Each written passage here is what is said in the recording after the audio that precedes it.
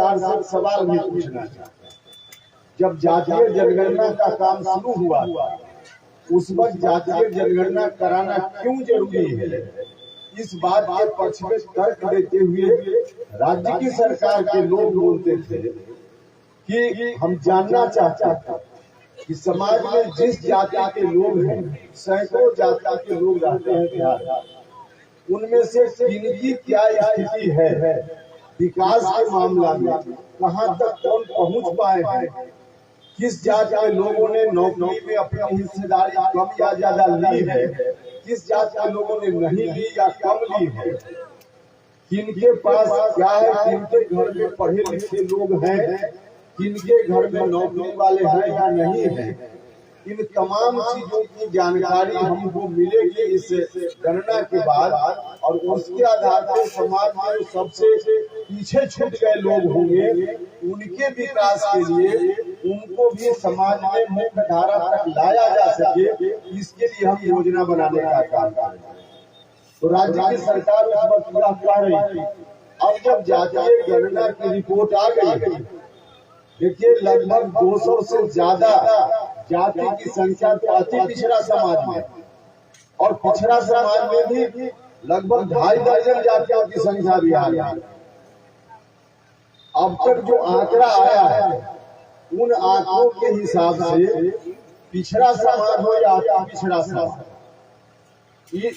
इसमें कुछ जाति के लोग ऐसे हैं जिनकी संख्या सरकारी नौकरी में लगभग नगण्य है। आरक्षण से बिना आरक्षण से जितने लोग अति पिछड़ा समाज की विभिन्न जातियों से या पिछड़ा समाज की विभिन्न जातियों से नौकरी में जा पाए हैं, उसमें कुछ ही जाति के लोग हैं जिनके लोग ज्यादा नौकरी में जा पाए, और कुछ जाति के लोग हैं अति पिछड़ा समाज में भी जिनके लोग अभी तक नौकरी में गिनती से नगण्य रूप में कुछ लोग जा पाए, वरना उनकी हिस्सेदारी अभी तक नहीं आगे बढ़ पाई। तो जो अति पिछड़ा समाज के लोग अभी तक विकास के दौर में पीछे छूट गए, उनको कैसे आगे बढ़ाया जाए, इस पर सरकार का ध्यान नहीं है।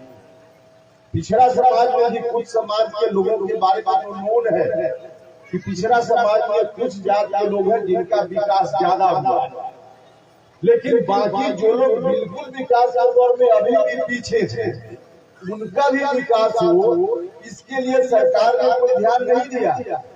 और इसका नतीजा आगे आने वाले दिनों में होगा कि जो लोग पिछड़ा या अति पिछड़ा समाज में भी पहले से सरकार के द्वारा दी गई सुविधाओं का लाभ उठाते रहे हैं, अब उस सुविधा को यदि सरकार बढ़ाती है तो उसका लाभ फिर से वही लोग उठाते रहेंगे, और जो समाज में सबसे पीछे छूट गया लोग है उसको उसका लाभ नहीं मिल पाएगा।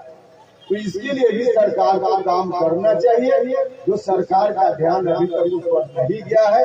हम सरकार से आग्रह करना चाहते हैं कि आप इन बातों को ध्यान में रखकर भी योजना बनाइए, लोगों को सुविधा दीजिए, ताकि समाज में जो सबसे पीछे छूट गए लोग हैं उनकी हिस्सेदारी भी सुनिश्चित हो सके।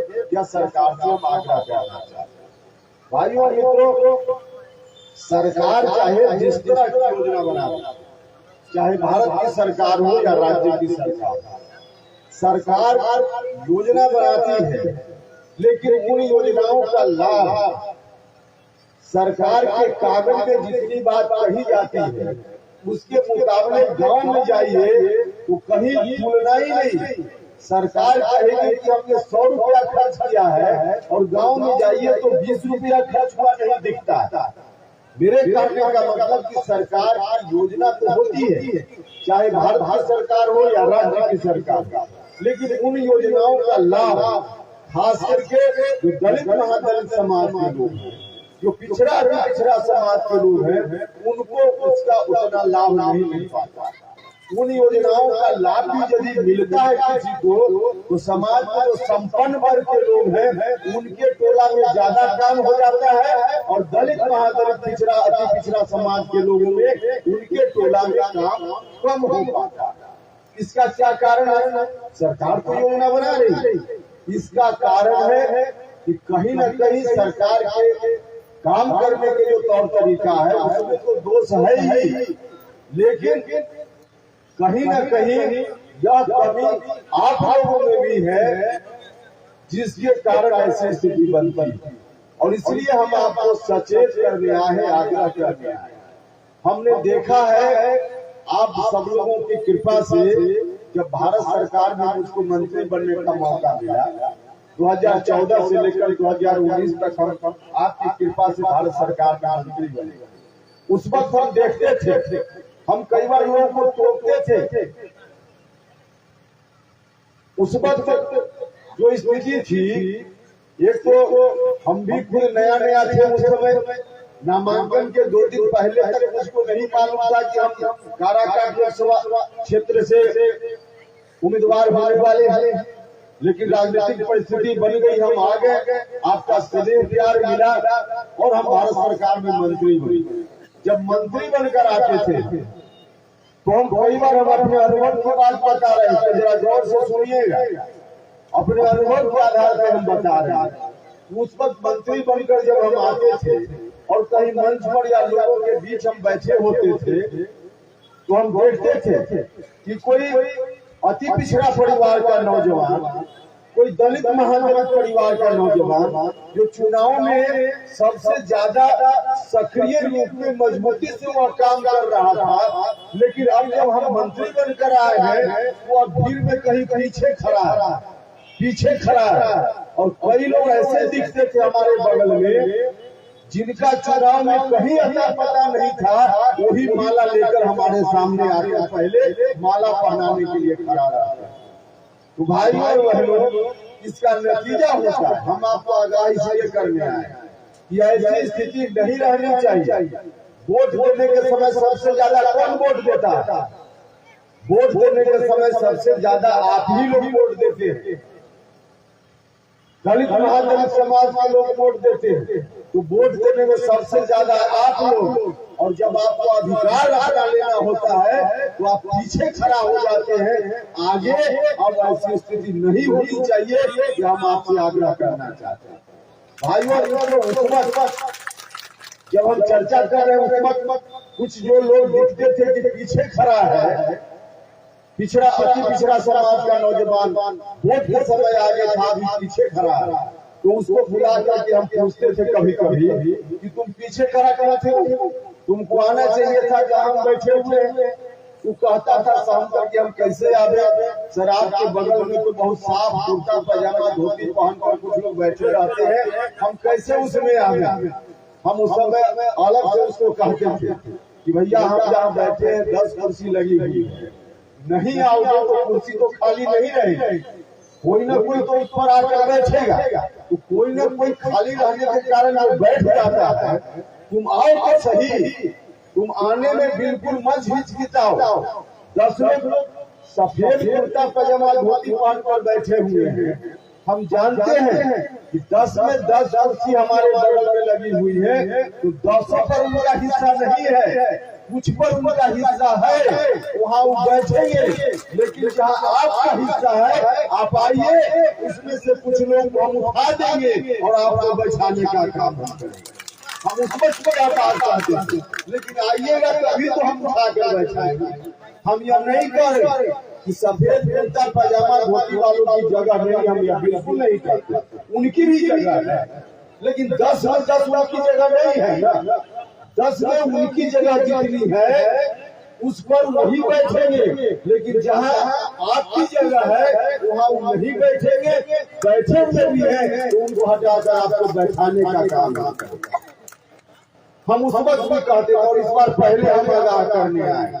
देखिए, जैसे 2014 में हमारी पार्टी एनडीए गठबंधन का हिस्सा थी, आपको मालूम है इस बार फिर से हमारी पार्टी एनडीए गठबंधन का हिस्सा बन गई है। और फिर इसी तरह से जैसे 2014 में हुआ था, इस बार भी अब तय है, विपक्ष के लोग चाहे जितना हाथ पांव मार ले, कुछ भी नहीं होगा। 2024 में भारत के प्रधानमंत्री पद की कुर्सी पर आज जो व्यक्ति बैठा हुआ है पिछड़ा समाज का व्यक्ति नरेंद्र मोदी, वही 2024 में फिर से भारत के प्रधानमंत्री की कुर्सी पर बैठेगा। एनडीए गठबंधन उस समय भी होगा 24 में, और उस गठबंधन में हमारी पार्टी शामिल हो गई है। आपका आशीर्वाद 2014 में मिला था तो उपेंद्र कुशवाहा एमपी नहीं बना था, हमारी पार्टी भारत सरकार में हिस्सेदार बन गई थी। इस बार भी यदि आप लोगों ने, बिहार के लोगों ने साथ दिया, आशीर्वाद दिया, तो उपेंद्र कुशवाहा की पार्टी इस बार में भारत सरकार में हिस्सेदार बनेगी, निश्चित रूप से हिस्सेदार बनेगी। अब आप सब लोगों के ऊपर है, हिस्सेदार बनाइएगा तो ज्यादा लाभ मिलेगा, ज्यादा लाभ मिलेगा। और पिछली बार पीछे रह गए थे, हम खुद इस बात को कबूल करके, हमको मौका मिला था। एक उदाहरण देकर हम आपको बताना चाहते हैं। जब हम मंत्री हुए थे शिक्षा विभाग के, तो हमको अधिकार मिला था, हमारे हाथ में पावर आया था। तब हम देश के किसी बच्चा का नाम देश के किसी केंद्रीय विद्यालय में लिखवाना चाहते तो हम अपने अनुशंसा से उस समय लिखवा सकते थे, हमारे हाथ में पावर मिला था। और इस पावर का इस्तेमाल हमने किया। इस पावर का इस्तेमाल करते हुए अलग अलग इस लोकसभा क्षेत्र से बाहर के बच्चों का भी नामांकन हुआ मेरी अनुशंसा से, लेकिन काराकाट लोकसभा क्षेत्र में हजारों बच्चों का नाम मेरी अनुशंसा से केंद्रीय विद्यालय में लिखाया। पटना में, बनारस में, दिल्ली में, औरंगाबाद में, सासाराम में, गया में, न जाने कहाँ कहाँ इतना जो हजारों बच्चों का नाम लिखवाया, पावर मेरे हाथ में आया। जिस समय यह पावर था, जो लोग केंद्रीय विद्यालय में नाम लिखवाने के लिए हमारे यहाँ आवेदन देते थे, हम उस वक्त यह बिल्कुल नहीं देखते थे। जो पार्टी के साथ उस समय काम कर रहे थे, आज भी हमारे साथ है, गवाह है, वो बताएंगे, बिल्कुल हम नहीं देखते थे कि जिस व्यक्ति ने केंद्रीय विद्यालय में अपने बच्चा का नाम लिखवाने के लिए आवेदन भेजा है, उस आवेदन में जिसका नाम लिखा हुआ है वह किस जात का है, किस धर्म का है। यहाँ तक कि उपेंद्र कुशवाहा को वोट दिया या नहीं दिया, यह भी हम नहीं देखते थे। सिर्फ इतना देखते थे कि काराकाट लोकसभा क्षेत्र का पता है, पता काराकाट देख करके हम उन बच्चों का नामांकन केंद्रीय विद्यालय में लिखवाने का काम हमने उस समय तीसरे से हजार बच्चों का नाम लिखा है। लेकिन फिर भी मैं इस बात को बेहिचक कबूल कर सकता हूँ, यद्यपि हमारे पास कोई उस तरह का स्टडी नहीं है, कोई आंकड़ा नहीं है कि जिसके आधार पे हम बता दें। लेकिन मेरा जो अनुभव है उस अनुभव के आधार पे मैं खुद स्वीकार करता हूँ कि जितने बच्चों का नाम लिखाया होगा काराकाट लोकसभा क्षेत्र में, नवीनगर विधानसभा क्षेत्र के लोगों का, पूरे लोकसभा क्षेत्र में, उसमें निश्चित रूप से दलित महादलित समाज के जो बच्चे होंगे, अति पिछड़ा समाज के जो बच्चे होंगे, आज के जो बच्चे होंगे, उनका नाम बहुत कम लिखाया होगा, बहुत ही कम लिखाया होगा। इस बात को हम स्वीकार करते हैं। इसलिए कम लिखाया होगा या वोट देने के समय तो सबसे आगे होते हैं, लेकिन अधिकार देने के समय पीछे होते हैं। आपका आवेदन ही मेरे हाथ कम आया होगा, उपेंद्र कुशवाहा जी क्या करता, आपका आवेदन ही कम आएगा, हम क्या करते। आगे के लिए हम कहना चाहते हैं, जब आगे आने वाले दिनों में आपका आवेदन कम नहीं आना चाहिए। हम खुद ही सुनिश्चित करेंगे कि जितना आपका हिस्सा है उतना हिस्सा आपको निश्चित रूप से मिले। याद रखिएगा, सिर्फ वोट देने के समय नहीं। देखिए, वोट देने की बात जो है, मई के महीना में लोकसभा का चुनाव हो या कोई चुनाव हो, ठंडा में कभी गर्मी में चुनाव होता है। आप लोग, आपके परिवार में 8 आदमी का नाम यदि है, वोटर लिस्ट में नाम है, तो 8 में 8 कोशिश करते हैं कि वोट गिर जाए। गिराते हैं आप। उपेंद्र कुशवाहा के परिवार में अगर 8 आदमी का नाम होगा, उपेंद्र कुशवाहा के परिवार की महिला तो कहेगी कि बड़ा धूप है, हम नहीं जाएंगे वोट गिराने। नतीजा होगा कि मेरे परिवार का और मेरे जैसे जो और लोग होंगे उनके परिवार का वोट 8 अगर नाम है तो 4 वोट गिरेगा, 3 वोट गिरेगा। और आपको 8 में 8 गिराने वाले हैं भैया, तो 8 में 8 गिराने वाले पीछे और 8 में 4 गिराने वाले आगे। यह कहाँ का न्याय है? तो यह आपकी सक्रियता के अभाव के कारण ऐसा होता है। माता जी हमारे यहाँ बैठी हुई, इन लोगों को तो अनुभव होगा। अभी खाना बनाकर यदि आई होंगी या घर में खाना बनाकर रखती होंगी, बाहर जाती होंगी, अगर सजग नहीं रहेंगी तो पीछे के दरवाजे से बिलैया आकर रोटी सब्जी खा जाएगी। खा जाती है कि नहीं खा जाती है? तो सजग नहीं रहिएगा तो बिल्ली भी आपकी रोटी आकर खा जाती है, और सजग रहिएगा तो बाघ भी आपका कुछ नहीं बिगाड़ पाएगा, नहीं बिगाड़ पाएगा। अभी जो कंफ्यूजन पैदा करने का प्रयास विपक्ष के लोग कर रहे हैं, हम आपको इस बात से भी सचेत करने आए हैं। विपक्ष के लोगों के पास कुछ नहीं बचा, कुछ नहीं बचा है। आजादी के बाद से लेकर अब तक किनका शासन रहा? खास करके बिहार में शुरुआती दौर में कांग्रेस के लोग शासन में रहे, बाद में चलकर लालू यादव जी 15 साल रहे, बड़े भाई 15 साल और उनके छोटे भाई अभी 20 साल, तो 35 साल तो इन्हीं का हो गया। भाषण करते थे उस समय लालू जी, गैया बकरिया चढ़ती जाए, मुनिया बिटिया पढ़ती जाए। लालू जी आपके शासन काल में भी गैया बकरिया चल रही थी, आपके छोटे भाई के शासन काल में भी गैया बकरिया आज भी चल रही है, लेकिन मुनिया बिटिया की पढ़ाई का इंतजाम न तो आपने किया और न आज की सरकार ने करने का काम किया। कहाँ पढ़ेगी गरीब परिवार की बिटिया? तो यही लोग शासन में रहे, इतने दिनों तक शासन में रहे, कुछ किया नहीं आपके लिए। देखिए गरीब लोगों के लिए सबसे ज्यादा सरकार की मदद कहाँ चाहिए? सबसे ज्यादा 2 जगह सरकार की मदद चाहिए। एक गरीब आदमी कोई बीमार पड़ता है तो इलाज कराने के लिए कहाँ जाता है? कोई पैसा वाला बीमार पड़ जाए तो सरकारी अस्पताल में इलाज कराने नहीं जाता, क्योंकि उसकी जेब में पैसा है, प्राइवेट अस्पताल में इलाज कराता है। गरीब आदमी कहाँ जाएगा? सरकारी अस्पताल में। जहाँ सरकारी अस्पताल, पूरे बिहार की बात को छोड़ दीजिए, नवीनगर का क्या होगा? पटना का एक PMCH, जहाँ राज्य भर के गरीब लोग जब बड़ी बीमारी होती है तो जाते हैं। एक PMCH जब इतने वर्षों में नहीं ठीक किया इन लोगों ने, तो स्वास्थ्य व्यवस्था क्या ठीक करने का काम करेगा? तो यह जगती है 35 साल के लोगों के शासन के बाद भी।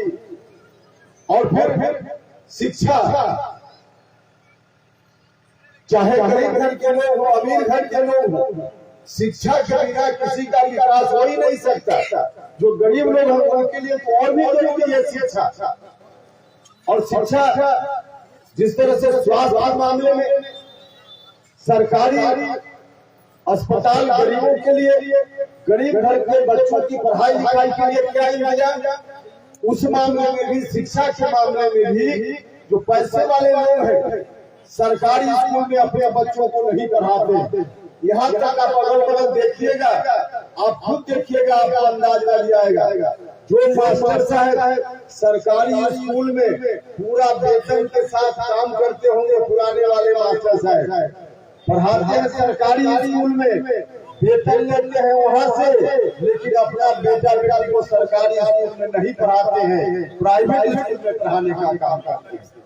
इसलिए कि उनके पास पैसा है, तो सरकारी स्कूल में पैसे वाले लोग अपने बच्चों को नहीं पढ़ाते। लेकिन गरीब घर का बच्चा कहाँ पढ़ेगा?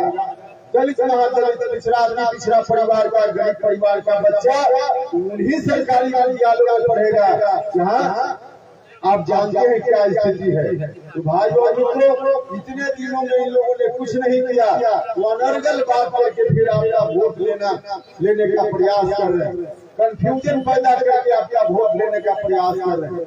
एक तो नीतीश कुमार जी मेरे भी आदरणीय रहे हैं, लालू जी से मेरा बहुत निकट का संबंध कभी नहीं रहा, लेकिन नीतीश जी से मेरा बहुत निकट का संबंध रहा है।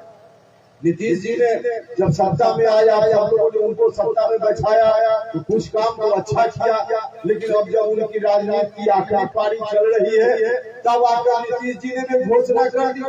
उन्होंने भी अचानक से एक दिन कह दिया कि अब हम जब जाएंगे तो बिहार को फिर से हम उन्हीं आजादी वाले लोगों के हाथ में सौंप देंगे जिन लोगों ने 2005 के पहले बिहार की आजादी बना कर रखी।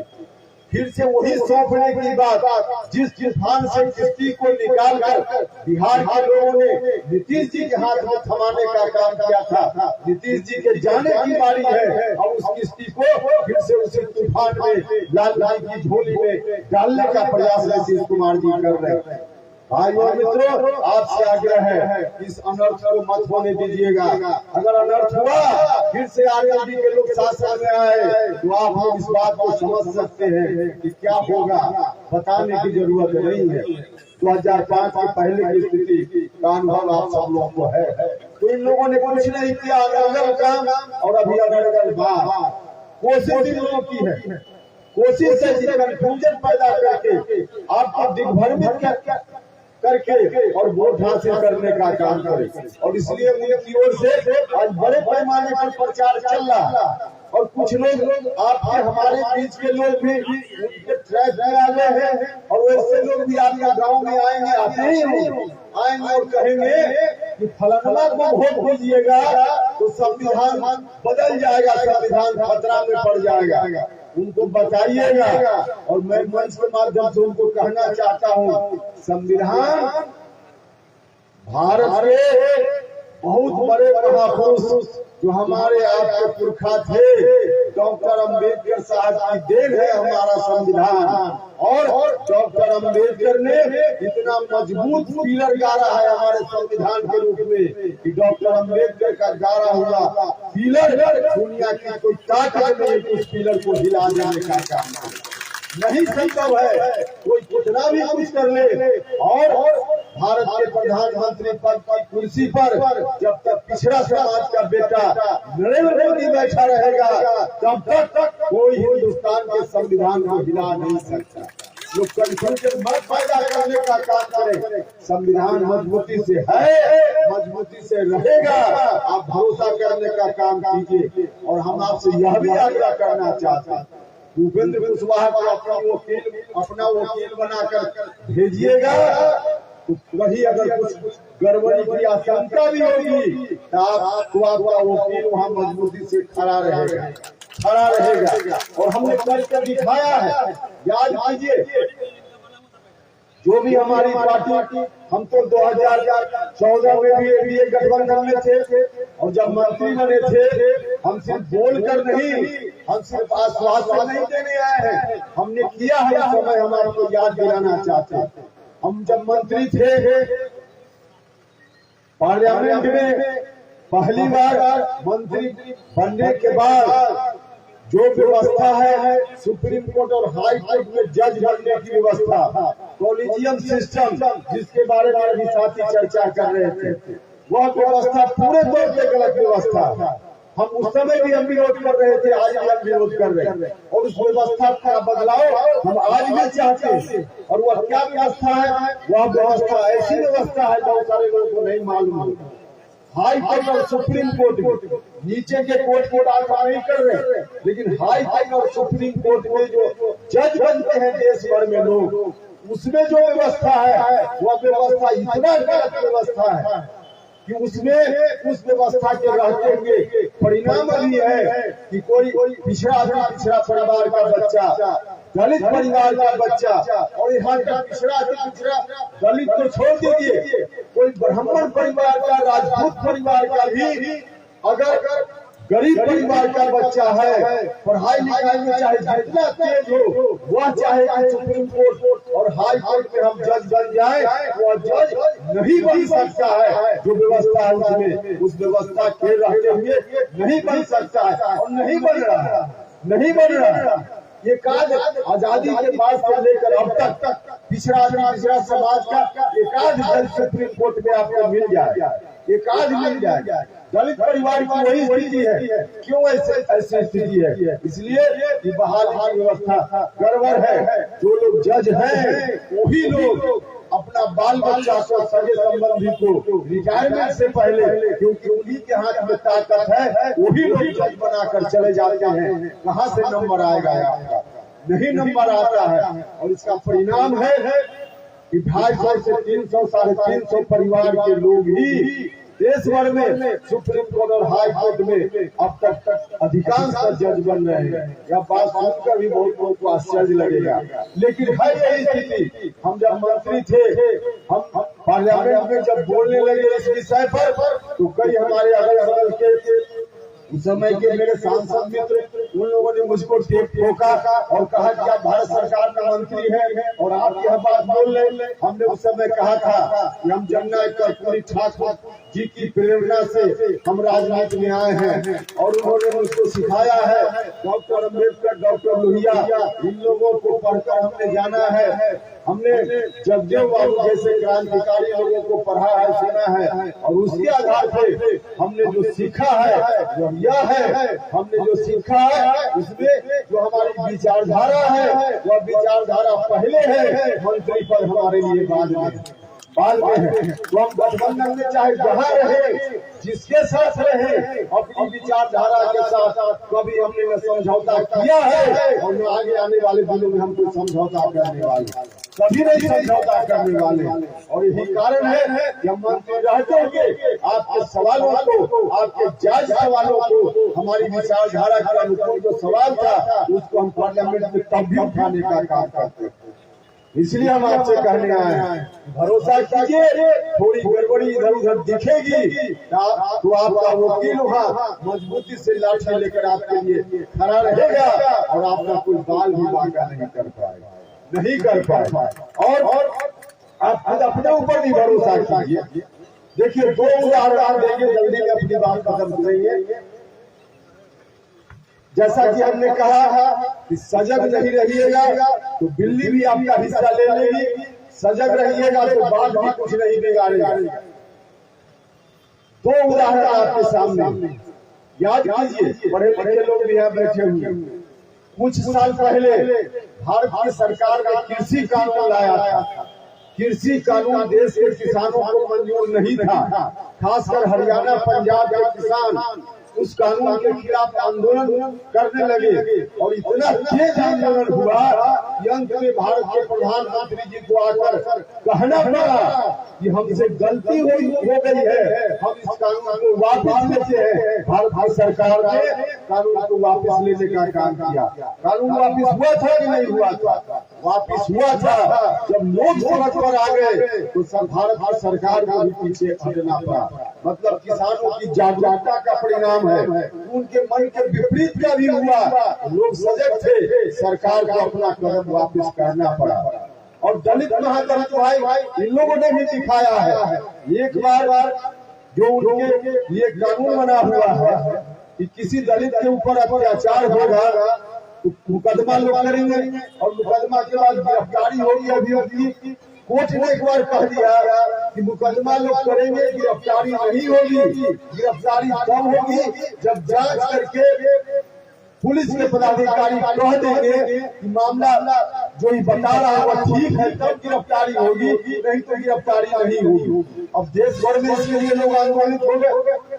ज्यादा नहीं, एक दिन पूरे देश भर के दलित लोग सड़क पर आ गए। हिंदुस्तान भर में शाम होते होते भारत सरकार को कहना पड़ा कि हम इस कानून में संशोधन लाएंगे और भारत की सरकार को संशोधन लाना पड़ा था कि नहीं लाना पड़ा?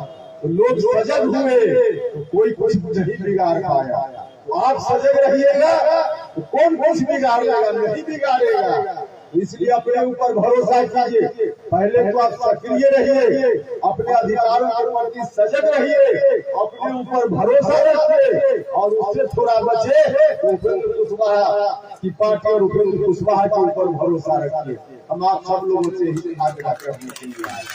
आइए, आप सब लोग मिलकर के मजबूती से खड़ा होइए। हम अपने साथियों से कहना चाहते हैं, जो पार्टी के साथी हैं, स्थानीय स्तर पर नवीनगर के जो पार्टी के साथी हैं, भैया मैं हाथ जोड़कर आप लोगों से कहना चाहता हूँ, आप लोग आपस में लड़ते बहुत है, यह ठीक बात नहीं है। मैं अब इस तरह की मीटिंग में मैं मजबूरी है मेरी, राष्ट्रीय अध्यक्ष होते हुए हम यह बात बोल रहे हैं, लड़ने का काम आप लोग कीजिएगा तो यह ठीक नहीं है। और एक सीमा के बाद आपके इस तरह के एक्शन को चाहे इधर के लोग करें चाहे उधर के लोग करें, इस तरह के एक्शन को अनुशासनहीनता मानी जाएगी और उस सीमा के बाद में पार्टी बर्दाश्त नहीं करेगी। आवश्यकता पड़ेगी किसी को दल से निकालने का भी तो हम निकालेंगे। जो लोग रहेंगे मजबूती से पार्टी के प्रति कमिटमेंट जिनका है वही लोग रहेंगे। पार्टी में गड़बड़ करे वैसे लोग पार्टी में नहीं रहेंगे। इसलिए आपसे आग्रह है कि कम से कम यह काम नवीनगर के साथ न करें।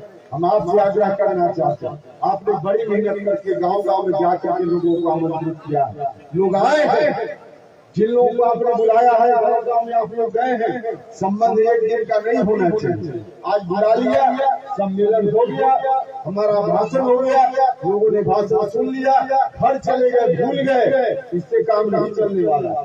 आप जहाँ जहाँ गांव में गए हैं, जहाँ लोग आए हैं या जहाँ नहीं भी जा सकते हैं गाँव अति पिछड़ा समाज के जो पार्टी के साथी है वहाँ उनसे हम कहना चाहते हैं आप लोग फिर से जाइए, इन लोग के यहाँ भी जाइए और जो लोग भी जहाँ जिस गाँव में गए हैं जहाँ नहीं गए वहाँ जाकर उनसे परमानेंट इस तरह का निरंतर बनाने का काम कीजिए ताकि उनके बीच और उपेंद्र कुशवाहा के बीच एक ओवरब्रिज बन जाए ताकि कोई वहाँ से उठकर अगर आना चाहे उपेंद्र कुशवाहा के पास तो सीधे चला आए, बीच में कोई बाधा को मिले ही नहीं, डायरेक्ट आ जाए लोग। तो ऐसा पुल बनाने का काम कीजिए, यह आप सब लोगों से आग्रह है और निश्चित रूप से कीजिएगा तो यह काम कोई मुश्किल नहीं है, आसान काम और ऐसा इसलिए भी आसान है उपेंद्र कुशवाहा जिस विचारधारा पर चलता है। हमारी विचारधारा समाज में तनाव पैदा करने की विचारधारा नहीं है। दूसरे कई लोग हैं जो समाज में तनाव पैदा करके बैकवर्ड फॉरवर्ड करके न जाने क्या करके वोट लेने का प्रयास करते हैं। उपेंद्र कुशवाहा ऐसा नहीं कर सकता। हमारी विचारधारा के हिसाब से हम चाहते हैं कि समाज में तनाव नहीं रहे, समाज में तनाव नहीं रहे, समाज में तनाव नहीं रहे या तभी संभव है जब समाज के सभी लोगों को विकास का अवसर ठीक से मिल पाएगा। समाज में सब लोगों का विकास होगा तो तनाव रहित समाज बन पाएगा और सबको हिस्सा मिलेगा तो समाज में तनाव नहीं रहेगा।